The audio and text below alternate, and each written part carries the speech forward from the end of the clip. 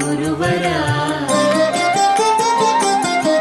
బ్రహ్మలో బ్రహ్మవై గురువులో గురువువై పరతత్వవేదివైన పరబ్రహ్మ గురువరా పరబ్రహ్మ గురువరా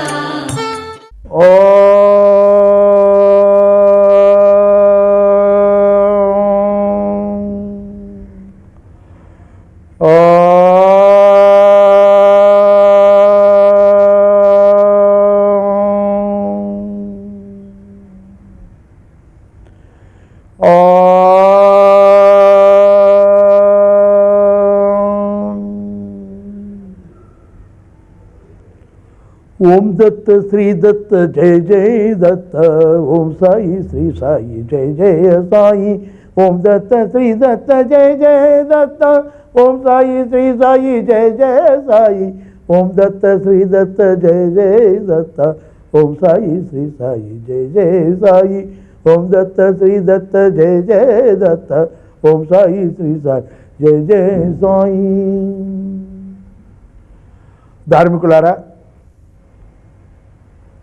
దత్తాత్రేయ స్వామి యొక్క చరిత్రను వింటూ ఉన్నాం. స్వామి యొక్క జీవితంలో చాలా విచిత్రాలు జరిగాయి. ఎన్నో లీలలు చూపారు.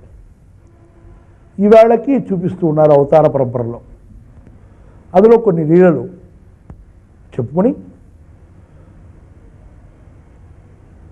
త్వరలో మనం శ్రీపాద శ్రీవల్లభ స్వామి చరిత్ర కోసం వెళదాం. దత్తాత్రేయ స్వామి స్మరణ మాత్రం చేత సంతుష్టుడు అని తెలుసుకున్న ఒక మహాముని. ఆయన దత్తోపాసకుడే. స్వామి దర్శించాలని అభిలాషతో మనసా వాచా పిలిస్తే స్వామి పలుకుతాడట అని ఆయన దత్తా దత్తా అని నామస్మరణ చేశాడు.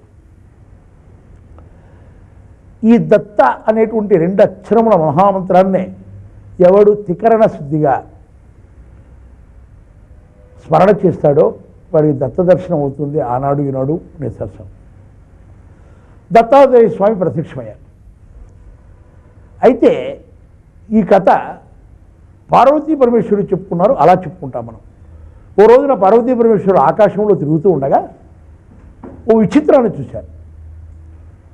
ఒక కిరాతకుడు అరణ్యంలో పండ్లు అవి కోసుకుని తిరుగుతూ ఉంటే వాడిని చూచి ఒక పులి బెదురుకుని పారిపోయేది. వాడిని చూస్తూనే బెదురుకుని పరిగెత్తిపోయేది. ఇది చూచి పార్వతి పరమేశ్వరుడు, ఏం స్వామి ఏంటి కిరాతకుని చూచి పులి బెదిరిపోతుంది అని. అప్పుడు స్వామి అన్నాడు, వాడి శరీరం వజ్ర తుల్యం. ఈ పులి ఒకసారి వాడిని పట్టుకోవడానికి ప్రయత్నం చేసింది, గట్టిగా తన పంజాతో గుచ్చింది, వాడి శరీరానికి హాని కలగలేదు, పులి గోర్లు విరిగిపోయాయి, అందువల్ల వాడిని చూస్తూనే దానికి బెదిరి పుడుతూ పారిపోతుంది. అయ్యో అదేమిటి స్వామి వాడి శరీరం వజ్రం ఎలా అయింది అంటే, వాడు దత్తాత్రేయ స్వామి వజ్రకవచాన్ని విన్నాడు. ఎప్పుడు విన్నాడయ్యా అంటే, ఇదిగో ఈ దళాల మహర్షి స్వామిని పిలిచినప్పుడు స్వామి ప్రత్యక్షమయ్యారు. స్వామి దర్శనం చేసుకొని ఆనందపారక్షుడై, స్వామి మీ దర్శనం కోసమే నేను మిమ్మల్ని స్మరించాను అంటే, అలా కాదు నాయన, నా దర్శనం వృధా పోరాదు, నా దర్శనం వల్ల నువ్వు మేలు పొందాలి, నా దర్శనం వల్ల నీకేమైనా సహాయం జరగాలి అని స్వామి నీకు నా వజ్రకవచాన్ని ప్రసాదిస్తున్నాను అని దత్తాత్రేయ వజ్రకవచాన్ని ప్రసాదించాను. ఆ వజ్రకవచాన్ని స్వామి చెప్తూ ఉండగా దళాల మహర్షి మననం చేస్తున్నాడు. వీళ్ళిద్దరూ చెప్పుకుంటూ ఉండగా ఆ కిరాతకుడు కేవలం విన్నాడు. వినడంతోనే వారి శరీరం వజ్రతుల్యమైపోయింది. ఈ వజ్రకవచాన్ని ఇవాళ అందరికీ అందుబాటులో ఉంది.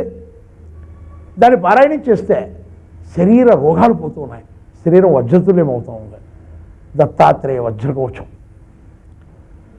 అలాగే సాంకృతి అయినటువంటి మహాముని యోగ విద్యలన్నీ కూడా నేర్చుకుని స్వామి అనుగ్రహంతో పరిపూర్ణంగా యోగాన్ని పూర్తిగా మళ్ళీ నాకు ఒకసారి వివరించండి ఆ రహస్యాన్ని అన్నప్పుడు దత్తాత్రేయ స్వామి అష్టాంగ యోగాన్ని చెప్పాడు. ఈ అష్టాంగ యోగానికి ఆధారంగా చేసుకుని ఈనాడు అనేక మంది యోగ సాధకులు రకరకాల యోగాలనే ప్రచారంలో చేస్తున్నారు. మనకు అత్యంత విలువైనటువంటి యోగ సూక్తాలు అందించినటువంటి పతాంజలి మహర్షి కూడా దత్తాత్రేయ స్వామి యొక్క ఈ అష్టాంగ యోగం దర్శనోపనిషత్తు ఆధారం. ఈ ఉపనిషత్తులో ఉంది, అందుబాటులో ఉంది. చక్కటి వేదం, లఘుగా ఉన్నది. ప్రతి వారు సాధన చేసి తెలుసుకోవాల్సినటువంటి యోగాన్నే సంస్కృతి అనేటువంటి మహర్షి ద్వారా అందించారు. అలాగే పూర్వమే చెప్పుకున్నాం, భార్గవరాముడు పరశురాముడికి శ్రీ విద్య అనేటువంటి పేరుతో త్రిపురహస్యము అనేటువంటి విద్యను, ఆ మహాయోగ విద్యను చెప్పుకున్నారు. అలాగే స్వామి మహాయోగ విద్యను అల్కరావుకి కూడా చెప్పారు. ఇలా ఈవేళ ప్రపంచంలో ఉన్నటువంటి యోగ విద్య ఏదైతే ఏదైతే పరమాత్మలో లయమయ్యేటువంటి విధానం ఉందో దాన్ని దత్తాత్రేయ స్వామి స్వయంగా చెప్పుకున్నారు. అందువల్ల మహాయోగీశ్వరుడు, యోగీశ్వరేశ్వర చక్రవర్తుడు. అలాంటి యోగీశ్వరుడి దగ్గరికి ఒకనాడు యదు మహారాజు వెళ్ళాడు. 24 గురువులు కలరని యదు మహారాజుకు తెలిపితివి. యదు మహారాజు దత్తాత్రేయ స్వామి సన్నిధి చేరుకొని, స్వామి దత్తదేవ, ఇవాళ ప్రపంచంలో అందరూ ఏమాత్రం కొంచెం అధికారం ఉన్నా, కొంచెం శక్తి ఉన్నా అది పొందాలి, ఇది పొందాలి అని తాపత్రయపడతాడు. అనేక రకాల శక్తుల్ని పొందడానికి, అనేక రకాల ఐశ్వర్యాలు పొందడానికి ప్రయత్నిస్తారు. మీరు మహాయోగీశ్వర చక్రుడు ఉండి ఏమీ ఆశించకుండా నిర్లిప్తంగా ఇలా నిరాధారంగా ఉన్నారు, నిర్వికారంగా ఉన్నారు. ఇలా ఉండడానికి ఆ ఉండేటువంటి స్థితిని మీరు ఎలా పొందారో నాకు వివరించండి అని. ఇది కొంచెం విచిత్రమైనటువంటి ప్రశ్నే. ఆయన స్వామివారు చిరునవ్వు నవ్వి యదు మహారాజుకు చెప్పారు, నాయన, నేను 24 మంది గురువులను పొందాను, వారి ద్వారా ఇది నేర్చుకున్నాను. ప్రకృతి అండి సహజమైన గురువు. ప్రకృతిలో సహజమైన గురుతత్వం ఉంది. ఒక చెట్టు చూడండి, ఒక మామిడి చెట్టును తీసుకుంటాం. ఆ మామిడి చెట్టు పండ్లిస్తుంది, అలాగే కొబ్బరి చెట్టు కాయలిస్తుంది. ఏ చెట్టు అయినా మనము దానికి ఏమి ఇస్తాము అని ఆలోచన కూడా లేకుండా మనకు అవన్నీ ఇస్తాయి. ఇలా మానవుడు కూడా ఇతరులకు సహాయం చేసేటువంటి గుణాన్ని పొంది వాళ్ళు నాకేం చేస్తారు అనేటువంటి భావాన్ని వదిలిపెట్టి చేయాలి ఈ చెట్టుని చూసి. అలాగే గోవు పాలిస్తుంది, ఏం ఆశిస్తుంది? ఏం ఆశించదు. అలాగే వర్షం వర్షిస్తుంది, ఏం ఆశిస్తుంది? అలా ప్రకృతి నుంచి మనం నేర్చుకోవాలి. ప్రకృతి మనకు మూలం. మనం 5 ప్రకృతి శక్తులతో ఈ శరీరాన్ని ధరించి ఉన్నాం. ప్రకృతి శక్తులే దైవస్వరూపాలు అంటున్నాం. ప్రత్యక్ష దేవతలు సూర్యుడు, చంద్రుడు, అగ్ని, వాయువు, జలము, వీళ్ళందరూ కూడా మనతోనే ఉన్నారు. అంటే భగవంతుని యొక్క శక్తిలో, భగవంతుని యొక్క రూపాలతో సమ్మిళనమై మనం నిర్మింపబడ్డాం, వాళ్ళతో కలిసి జీవిస్తున్నాం. అందులో మనము కూడా భగవంతుని గుణాలను ఆపాదించుకోవాలి. మన గుణంలో రాక్షస గుణం రాకూడదు, దైవగుణం రావాలి. దైవగుణాన్ని పెంపొందించుకోవాలి. ఒక చిన్న ఉదాహరణ చెప్తాను. భగవంతుడు ఇంత శక్తి ఇచ్చినటువంటి భగవంతుడు మనమేమి ఇవ్వాలయ్యా? రాజా రామ్మోహన్ రాయ్ చరిత్రలోకి వెళదాం ఒక్కసారి. రాజా రామ్మోహన్ రాయ్ ఇంటిలో పెద్ద పూతోట ఉండేది. ఈ పక్క వాళ్ళు, ఆ పక్క వాళ్ళు అందరూ వచ్చి వాళ్ళకి పూజకు కావాల్సిన పూలన్నీ కోసుకొని వెళ్ళిపోతూ ఉండేవారు. పక్కింట్లో ఉన్నటువంటి ఒక పెద్ద మనిషి రోజు వచ్చి పూలు కోసుకొని వెళ్ళిపోతుండేవాడు. రాజా రామ్మోహన్ రాయ్ ఒకసారి ఆయనతో చమత్కారం చేయాలని ఆలోచన చేసి ఆయన వచ్చి ఆ ఇంట్లో పూలు కోసుకోవడానికి వస్తూ తన పైన ఉన్నటువంటి కండువాను ఓ చెట్టు మీద పెట్టేసి వచ్చి పూలు కోసుకొని మళ్ళీ వెళ్ళిపోతూ ఆ కండువ తీసుకొని వెళ్ళిపోతుండేవాడు. రాజా రామ్మోహన్ రాయ్ ఒక రోజున ఆ పూలను కోసుకోవడానికి ఆయన వెళుతూనే ఆ కండువా తెప్పించుకొని తన వెనకల పెట్టుకొని కూర్చున్నాడు. ఈయన పూలన్నీ కోసుకొని వెళ్ళిపోతూ తాను మామూలుగా కండువ పెట్టిన చోటుకు వచ్చి చూసుకుంటే కండువ కనపడలేదు. అటు ఇటు చూచాడు, అక్కడ ఉన్నవాడిని విచారించాడు, ఎవరు తెలియదన్నారు. నేరుగా రాజా రామ్మోహన్ రాయ్ యజమాని కాబట్టి ఇక్కడికి వచ్చి, అబ్బాయి నేను ఇక్కడ కండువ పెట్టాను, ఎవరు తీసుకున్నారో తెలియదు, నా కండువ నాకు ఇప్పించవా అన్నాడు. రండి బాబాయ్ కూర్చోండి, నేను పక్కన కూర్చోబెట్టుకొని మీ కండువ మీకు ఇప్పిస్తాను, మీకు సంతోషమేనా అని అడిగాడు. అదేంటబ్బాయి, నా కండువ నాకు ఇస్తే సంతోషం ఏంటి? నువ్వు ఏదైనా కొత్త కండువ ఇస్తే నేను సంతోషపడి, లేదంటే అర్థం ఉంది. నాది నాకు ఇస్తే సంతోషపడడం అంటే ఏంటయ్యా? ఇక్కడ ఎక్కడైనా అర్థం ఉందా? నాది నాకు ఇస్తే సంతోషం ఎలా కలుగుతుంది అని. ఓహో అలాగా అని, అయితే ఈ పూలు దేనికి తీసుకెళ్తున్నారు అన్నాడు. పూజకు. ఎవరు పూజకు? దేవుడు పూజకు. ఓహో అయితే ఈ పూలు ఎవరివి అన్నాడు ఈ అబ్బాయి. ఎవరో రాజారామ్మోహన్ రాయ్. నీవేనయ్యా అంటే ఏమన్నా అంటాడేమో అని కొంచెం చమత్కారంగా మాట్లాడొచ్చని దేవుడివి అన్నాడు. పూలు ఎవరిచ్చారంటే దేవుడిచ్చాడు అన్నాడు. ఓహో అలాగా, దేవుడిచ్చిన పూలు తీసుకెళ్ళి దేవుడికే పెడితే దేవుడు ఎలా సంతోషిస్తాడు? నీ కండువా నీకు ఇస్తే నువ్వు సంతోషం కలగదు, దేవుడిచ్చిన పూలు దేవుడికి ఇస్తే సంతోషం కలుగుతుందా అన్నాడు రాజారామ్మోహన్ రాయ్. ఆయన కూడా కొంచెం బుద్ధిమంతుడు, గుణవంతుడు, ధీమంతుడు. అవునా అబ్బాయి, నిజమే, అవును కదా, దేవుడు పూలు దేవుడు పెడితే ఏం సంతోషం వస్తుంది, మరి దేవుడికి ఏమి ఇవ్వాలి అన్నాడు. అప్పుడు చెప్పాడు, బాబాయ్ దేవుడిచ్చినటువంటి శరీరముతో, దేవుడిచ్చినటువంటి బుద్ధితో, దేవుడిచ్చిన ఆలోచనతో, గురువుడిచ్చినటువంటి వివేకంతో మనం సాధన చేసి మంచి గుణాలు ఆచరించి ఆ గుణాలనే పుష్పాలుగా స్వామికి సమర్పించాలి. అదే మనం చెప్పుడు అహింస ప్రథమ పుష్పం ద్వితీయం ఇంద్రియ విగ్రహ. అహింస, ఇంద్రియజ్ఞం, కృతజ్ఞత, శాంతం, దయ, ఇలాంటి గుణాలను భగవంతునికి అర్పించాలి. ఇవి అర్పిస్తేనే మనం పూజ చేసినట్లు. లేకపోతే ఏదో పూలు పెట్టి, ఏదో ఆచారం చేసి, ఏదో కొబ్బరికాయ కొట్టి ఇంకేది చేసినా కేవలం తాత్కాలికమైన ఉపశమనం మీకు కానీ శాశ్వతమైన ఆనందం కలగదు. నిన్ను నీవు అర్పించుకో. నువ్వు ఒక పుష్పంక నీ గుణముతో, నీ సాధనతో, నీ మాటతో, నీ తీరుతో, నీ నడకతో ప్రకృతి నేర్పించినటువంటి ప్రమస్తమైనటువంటి గుణాలను ఆపాదించుకో, వాటితో ఆచరించో, ఆ గుణాల మధ్యలో నడువు, ఆ గుణాలతో ప్రకాశించో. అప్పుడు దేవుడు నీ వాడవుతాడు, నీవు దేవుడు వాడే అవుతావు. దేవుడు హృదయంలో నీవు హృదయంలో దేవుడు విరాజమానమవుతారు. ఇదే ఆత్మ పరమాత్మల సమ్మేళనం. ఆత్మ పరమాత్మతో కలిసేటువంటి విధానం అతి సులువుగా. ఇది లోకానికి వెల్లడించడానికే దత్తాత్రేయ స్వామి నాకు 24 మంది గురువులు ఉన్నారు. యదు మహారాజు అడిగారు, స్వామి ఎవరయ్యా ఆ గురువులు అని. అదే ఇప్పుడు మనం చెప్పుకోబోతాం. ఆ గురువుల్ని సావధాన చిత్తులై వినండి. ఒక్కొక్క గురువు పేరు చెప్పుకుంటాం. భూమి, మొట్టమొదటి భూమిని గురించి చెప్పాడు స్వామి. భూమికి సహనం ఉంది. మనం భూమి మీద ఎగురుతాం, చిందులేస్తాం, మల విసర్జన చేస్తాం, మూత్ర విసర్జన చేస్తాం, తవ్వుతాం, ఏమేమో చేస్తాం. కానీ శాంతంగా ఓర్పుతో ఉంది భూమి. ఎక్కడా చలనం లేదు భూమిలో. నిరంతరము మనను సేవిస్తూ ఉందే, మనకు నివాసానికి అవకాశం ఇస్తుందే, మనం చేసే అల్లరి, మనం చేసే పాడుపళ్ళని సహిస్తుందే, ఓర్పుగా ఉందే. ఈ భూమిని చూచి ఓర్పు అనేటువంటి గుణం నేర్చుకున్నాను.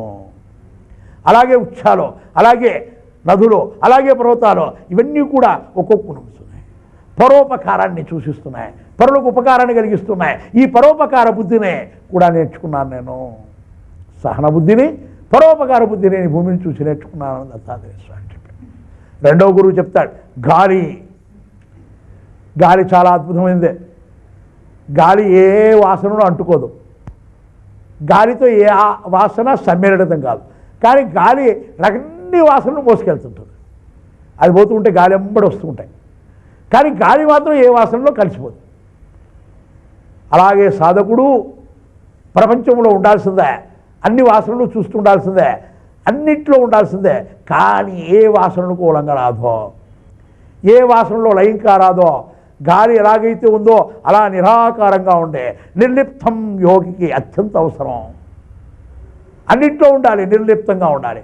భోజనం చేయాలి, వంట వండుకోవాలి, చేయాల్సిందే. మోక్షం పొందాలి అంటే దేహం ముఖ్యం, దేహానికి ప్రాణం ముఖ్యం, ప్రాణానికి అనడానికి ఆహారం ముఖ్యం.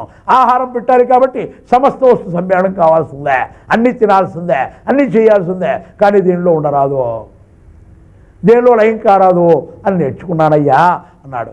మనం కూడా అన్నిట్లో ఉన్నట్టు ఉండాలి, కానీ ఎక్కడా లయం కారాదు.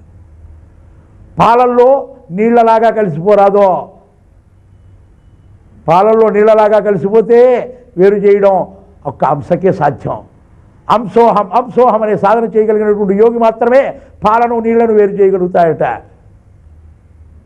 అలా కాకుండా మనం మజ్జిగలో వెన్నలాగా ఉందాం. మజ్జిగలో వెన్న ఉంటుంది, ముద్దను చేసి పడేసామనుకో మజ్జిగలో, అది మజ్జిగలోనే ఉంటుంది, కానీ మజ్జిగను అంటుకోదు. వెన్నను మజ్జిగ అంటుకోదు, మజ్జిగను వెన్న అంటుకోదు, రెండు వేరు వేరుగా ఉంటాయి. అలాగే సమస్తమైనటువంటి ఈ ప్రపంచంలో ఉన్నటువంటి వాసనలో మనం ఉంటూ ఏ దానికి తగులుకోకుండా, ఏ దాంట్లో లయం కాకుండా, ఏ దాంట్లో మిశ్రం కాకుండా, ఏ దాంట్లో ఏకత్వం కాకుండా, లయమైపోకుండా వేరుగా నీవుగా ఉండో, ఏ వాసనలో దరిచేయకో. ఇదే యోగి లక్షణం, ఇదే సాధన లక్షణం. అలాగే స్వామి అంటున్నాడు, ఆకాశం ఎక్కడ చూసినా ఆకాశం కనబడుతుందా, ఎక్కడో అంటుకున్నట్టు ఉంటుందా అంచులు, కానీ ఎక్కడ అంటుకోదు, ఏకంగా ఉంటుంది, తను ఒంటరిగానే ఉంటుంది, ఎప్పుడు కూడా ఇంకో దాంతో గ్రహించదు. అలాగే అంతటా నిండి ఉంటుంది. బ్రహ్మ కూడా, పరబ్రహ్మ కూడా అంతటా నిండి ఉన్నాడు. ఎక్కడ లేదు ఆకాశం, ఎక్కడ లేడు బ్రహ్మ. ప్రహ్లాదుడే చెప్పాడు, ఇందు గలడందు లేడను సందేహంబూలం చక్రి, ఎందందు వెతికి చూచిన అందందే కలడు. పరమాత్మ సర్వత్రా ఉన్నాడు అనేటువంటి విషయాన్నే ఆకాశం ద్వారా నేను గ్రహించానంటాడు. జలము, ఈ జలానికి నైర్మల్యం, సిద్ధత్వం, మాధుర్యం అనేటువంటి 3 మహాగుణాలు ఉన్నాయి. వాటితో సమస్త చండాలని కూడా శుభ్రం చేస్తుంది జలం. పారేటువంటి జలం ఎంత మలినాన్ని, ఎంత చండాలని మోసుకెళ్ళినా క్రమంగా శుద్ధి అయిపోయి నిర్మలత్వంలోనే ఉంటుంది, కానీ దాంట్లో లయమైపోదు. అలాగే యోగి నిర్మల భావాలు, సద్భావాలు, మధుర వచనాలు కలిగి ఉండాలి. ఎంత బాగా చెప్తారు చూడండి, నిర్మల భావాలు, అలాగే సద్భావాలు, మధుర వచనాలు. యోగి మాట్లాడినటువంటి మాట, నడిచిన నడక, తీరు, చూపు ఇతరులను ఆకర్షించాలి. ఇతరుల యొక్క హృదయంలో ఉన్నటువంటి మాలిన్యాన్ని పటాపంచలు చేయాలి. చూపుల చేత, ఆయన స్పర్శ చేత, స్మరణ చేత యోగి తనను చేరినటువంటి శిష్యుణ్ణే పరిశుద్ధిని తయారు చేయాలని నేర్చుకున్నానన్నాడు. మీరు కూడా చూడండి, ఎక్కడైనా యోగి సన్నిధికి వెళితే ఆయన యొక్క చూపుల ద్వారా, ఆయన మాటల ద్వారా, ఆయన స్మరణ ద్వారా, ఆయన ప్రబోధం ద్వారా మీలో మీరు మార్పు చెందడానికి ప్రయత్నం చేయాలి. యోగుల దగ్గరికి కోరికలు తీర్చండి, మాకు పిల్లలు కావాలి, మా పిల్లాడు ఇంజనీర్ కావాలి, మాకు అది కావాలి, ఇది కావాలి అని యోగుల దగ్గరికి పోరాదు. సద్గురువులను ఏమీ అడగరాదు. సద్గురువు యొక్క ముందు కూర్చొని నీ మనస్సులో నీ కోరికలు చెప్పుకోవాలంతే, బయటికి అడగరాదు. ఆయన దగ్గర సమాధానం అడగరాదు. ఆయన సమాధానం చెప్తే అది జరగలేదని ఏడవరాదు. నీ కర్మ ప్రకారం నీకు గురువు కావాలి, మోక్షమే ముఖ్యం. నీ కోరికలు ఆయన తీరుస్తాడు, నీకేది కావాలో అది ఇస్తాడు. కల్పవృక్షం కిందికి వెళ్ళినా, కామదేవుని అడిగినా నువ్వు కోరింది ఇస్తుంది. సద్గురుడు నువ్వు కోరింది ఇవ్వడు. నీకేది హితమో, నీకేది కావాలో, నీకేది మరి జరుగుతుందో, నువ్వు ఎప్పుడు బాగుపడతావో, నువ్వు ఎప్పుడు మోక్షాన్ని పొందుతావో, ఆ మార్గానికి ఏం ఆటంకం ఉందో దాన్ని తొలగించి నీకు కావాల్సి ఇచ్చి తీరుతాడు. బాగా గుర్తుపెట్టుకోండి, మీకు రావాల్సిన దాన్నే రాకుండా అడ్డుకునేవాడు ప్రపంచంలో ఎవడో లేడో. మీకు రాని దాన్ని మీరు తలబౌలు కొట్టుకుని అయిపించేవాడు లేడు. ఇది నిర్ణయం. అందులో సద్గురువులు చెందికి వెళ్ళి తుచ్చమైనటువంటి కోరికలు కోరకండి, ఆ కోరికలు తీర్చలేదని గురువును వదిలిపెట్టకండి. హీనమైనటువంటి కోరికలతో వెళితే మీకు హీనమైనటువంటి సమాధానమే లభిస్తుందా, మీకు మంచి సమాధానం లభించదా. యద్భావం తద్భవతే, దృఢమైన భావంతో మోక్షం కావాలనే, యోగులము కావాలని, సాధకులు కావాలని వెళ్ళండి, మోక్షత్వం వస్తుంది, మోక్షత్వం వస్తుంది అని చెబుతూ స్వామివారు అగ్నిని తీసుకున్నారు. అగ్నిని, మహోన్నతమైనటువంటిది అగ్ని. అగ్ని మహా తేజస్సు కలిగిందా. అగ్ని ఇంధనాల వల్ల అన్నిటిని బహిచ్చేస్తూ, అన్నిటిని దహించేస్తుంది, భస్వం చేసేస్తుంది. చాలా గొప్ప శక్తి ఉంది అగ్నికి. అలాగే యోగి తనకు సమర్పింపబడినటువంటి సమస్తమైనటువంటి ఆహారాన్ని, అలాగే సమస్తమైనటువంటి ఆ యొక్క పాపకర్మలను భక్తుల నుంచి స్వీకరించి తాను అగ్నిస్వరూపుడై భస్వం చేస్తాడు. ఎంతోమంది శిష్యులు నమస్కార భావంతో పాపాలు అందిస్తారు, ఆ పాపాలన్నిటినీ కూడా పోగొట్టేస్తాడు. అలాగే సమస్తమైనటువంటి పాపాలను భక్షణ చేస్తాడట. భక్షణ, అగ్నిదేవుడు వస్తువులు భక్షణ చేస్తే గురుడు సమస్త పాపాలను భక్షణ చేసి శిష్యుల్ని నిర్మల చిత్తుని తయారు చేస్తాడో, వాళ్ళకు మోక్షాన్ని ఇస్తాడో, వాళ్ళకి ఏమైనా అద్భుతమైన స్థితిని కలిగిస్తాడు అని అగ్నిని గురించి నేర్చుకున్నాను. అలాగే చంద్రుడు కాంతి చేత కలుగు ఉచ్ఛాది కలేశాలు, ఆ చెట్లకు కావాల్సినటువంటి మయలు కలిగిస్తాడు. అలాగే అన్ని విధాల ఆ ఉచ్చ సంపదమించుతాడు. షడ్వికారాలు లేకుండా ఉంటాడు. చంద్రుడి వలన షడ్వికారాలు పొంది ఉండరాదని నేర్చుకున్నాను. అలాగే సూర్యుడు తన కిరణాల చేత నీటిని గ్రహించి అవసరమైనప్పుడు తిరిగిస్తూ ఉంటాడు. అట్లాగే యోగి ఇంద్రియాల వాసనలను, ఇంద్రియాలనే విషయాలను గ్రహించి వాటితో అనుబంధం లేకుండా ఉంటూ సూర్యుడిలాగా ఎలాగైతే సూర్యుడు నీటిని తీసుకొని మళ్ళీ ఇస్తాడో, సమస్తమైనటువంటి తన ఇంద్రియ శక్తి వల్ల, తాను జపించినటువంటి శక్తి వల్ల, తాను పొందినటువంటి శక్తి వల్ల సమస్తము పొంది ఎక్కువ మందికి తన దృష్టి చేత ఉపకారం కలిగిస్తూ ఉంటాడు. తాను సాధించినటువంటి శక్తినే శిష్యులందరికీ పంచుతూ ఉంటాడు. ప్రకృతి నుంచి ఏదైతే పొందుతాడో అది ప్రకృతిలో ఉన్నటువంటి సమస్తమైన శిష్యజనానికి పంచుతూ ఉంటాడు సూర్యుడిలాగా. కపోతం ఒక చెట్టు మీద పావురాలు ఉన్నాయట. భార్యాభర్తలు కాపురం చేస్తూ ఉన్నాయి. పిల్లలు పుట్టాయి, గుడ్లు పెట్టాయి, పిల్లలు పుట్టాయి. పిల్లలకు నోట్లో ఆహారం పెట్టి తినిపిస్తూ ఉన్నాయి. పిల్లలు కొంచెం పెద్దగా అవుతూ ఉండగానే ఓ రోజున పోయేవాడు వచ్చి వల వేశాడు. ఆ పావురాలన్నీ వచ్చి దాంతో పడిపోయాయి, పిల్లలన్నీ కూడా. ఈ తల్లిదండ్రి ఇద్దరు వచ్చి చూచారు. పిల్లలను రక్షించుకోవాలని వెళ్ళి వాళ్ళు కూడా వెళ్ళి ఒళ్ళో తగులుకున్నారు. పోయేవాడు పట్టుకొని వెళ్ళిపోయాడు. అది చూచి సంసారము, కూడబెట్టడము, పెంచుకోవడము, మమకారము, ఆప్యాయత, బంధువర్గము అనేటువంటి భావాలు పెంచుకుంటే ఎప్పటికైనా సరే యమధర్మరాజు వల్ల పడి మరణించాల్సిందే, చనిపోవాల్సిందే, భస్మం అయిపోవాల్సిందే అని నేర్చుకున్నాను అన్నాడు. అలాగే 8వ అయిపోయాక 9వది చిలువ, కొండ చిలువ, అజగరము అంటాం. ఈ అజగరం అడవిలో తిరుగుతూ ఉంటుంది. ఓకే, నెమ్మదిగా ఆహారం కోసం వేటకు పోదు. ఇది ఉన్న చోటే ఉంటుంది, మెదలకుండా ఉంటుంది.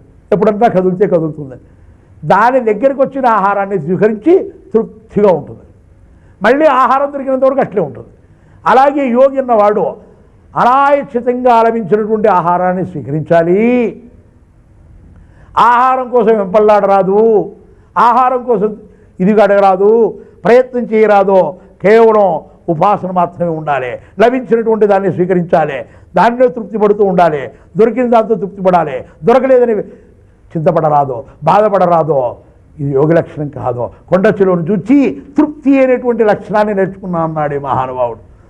అలాగే సముద్రం, అలాగే మిడుత, అలాగే మధుకరం, అలాగే తేనెటీగ, అలాగే ఏనుగు, హరిణము, చేప, పింగళ అనేటువంటి వైశ్య, అలాగే స్వామి శిశువు, కన్య, అలాగే లకుముకి బిట్ట, అలాగే కమ్మవాడు, అలాగే సర్పము, సాలెపురుగు, బ్రహ్మరము అనేటువంటి ఈ అన్నీ కూడా స్వామివారు గురువులుగా ఎంచుకున్నాడు.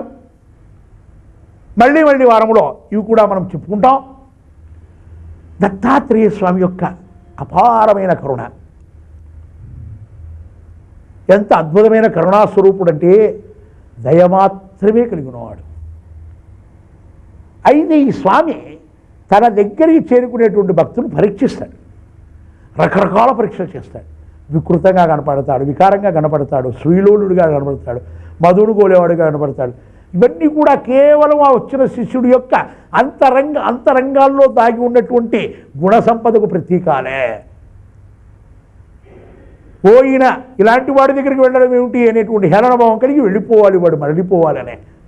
ఎవడైతే దృఢచిత్తుడై గురువు యొక్క ప్రసాదమే నాకు కావాలి, ఆయన యొక్క అనుగ్రహం కావాలి, ఆయన చర్యలతో నాకేమే. శంకరభగవత్పాదులు ఒకసారి కళ్ళు తాగాడని భక్తులందరూ కళ్ళు తాగారట. వెంటనే స్వామివారు వెళ్ళి ఓ బంగారు కొలువు దగ్గరికి వెళ్ళి బంగారం, కరుగుతున్న బంగారం తాగేసి తాగండి అన్నాడు. అన్నారు అందరూ.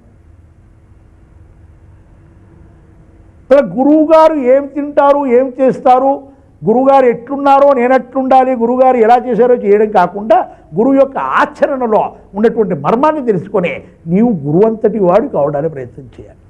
గురువు దీపశిఖ తాను వెలుగుతూ సమస్తమైనటువంటి జ్యోతులతో శిష్యులందరూ వెలిగిస్తుందా. గురువుగా ఉండడానికి ఇష్టపడడు. గురువు తన శిష్యులను తనకంటే గొప్ప గురువులు కావడానికి, అలా అయినటువంటి శిష్యులు చూసి ముడిచిపోవడానికి ప్రయత్నం చేస్తాడు. దత్తాత్రేయ స్వామి అనేక అవతారాల్లో అనేక మందిని రక్షించడమే ఈయన భావం, కాపాడడమే ఈయన లక్ష్యం. ఆదుకోవడమే మహాప్రధానమైన గుణం.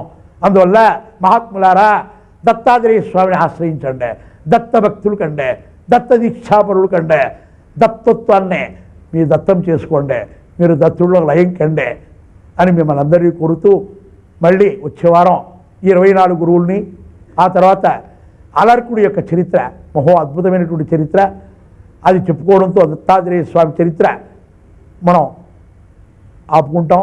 శ్రీపాదుడి యొక్క చరిత్ర మొదలు పెడతాం అని త్వరలో మీకు చెప్తూ, అక్కడ నుంచి సాయిబాబా దాకా ఈ కథ కొనసాగుతుంది అని తెలియజేస్తూ, మీ అందరికీ శుభాశిస్సులు అందజేస్తూ, జయ గురుదత్త, జయ గురుదత్త, జయ గురుదత్త, సద్గురు మహారాజ్ కీ జై.